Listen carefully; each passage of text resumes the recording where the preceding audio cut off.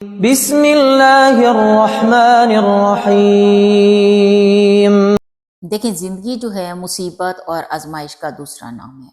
اب مصیبت اور آزمائش یہ حقیقت ہے کہ یہ انسان کی اپنی بدعمالیوں کی ہی بدولت آتی ہیں،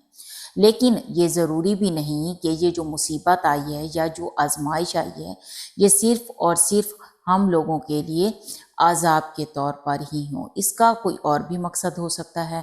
بلکہ بعض اوقات بندے کے جو گناہ معاف کرنے کے لیے اس کا رب اس کو آزمائش میں مبتلا کر کے اس کے گناہ بخش دیتا ہے۔ اب عذاب اور آزمائش کے درمیان ہمیں فرق کیسے پتہ چلے گا کہ یہ جو مصیبت آئی ہے یہ ہمارے لیے عذاب بن کر آئی ہے آیا کہ ہماری آزمائش ہے؟ دیکھیں، اگر کوئی انسان تکلیف اور آزمائش میں مبتلا ہونے کے بعد اللہ کی طرف رجوع کرنا چھوڑ دے اور تکلیف کے نتیجے میں وہ اللہ کی قضاء و قدر کا شکوہ کرے، یعنی ہر وقت اللہ کی ناشکری کرے اور اللہ کی طرف سے دیے گئے جو بھی احکامات ہیں زندگی گزارنے کے، جو بھی اصول ہیں زندگی گزارنے کے، وہ ان احکامات کو چھوڑ دے اور اللہ سے جڑنے کی بجائے اللہ سے دور ہو جائے، تو یہ اس بات کی علامت ہے کہ جو تکلیف اللہ کی طرف سے آئی ہے یہ آپ کے لیے عذاب ہے۔ اور اگر انسان تکلیف اور مشکلات آنے پر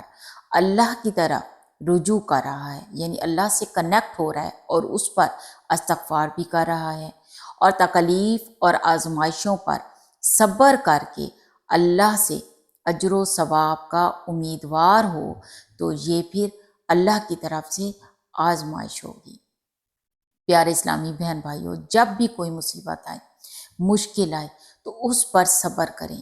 شکوہ شکایت کرنے کی بجائے توبہ استغفار کریں، تاکہ جو ہمارے اوپر آزمائش آئی ہے وہ ہم صبر کر کے اس کو برداشت کریں اور اس کا ایک اچھا صلہ اللہ تعالیٰ سے پائیں۔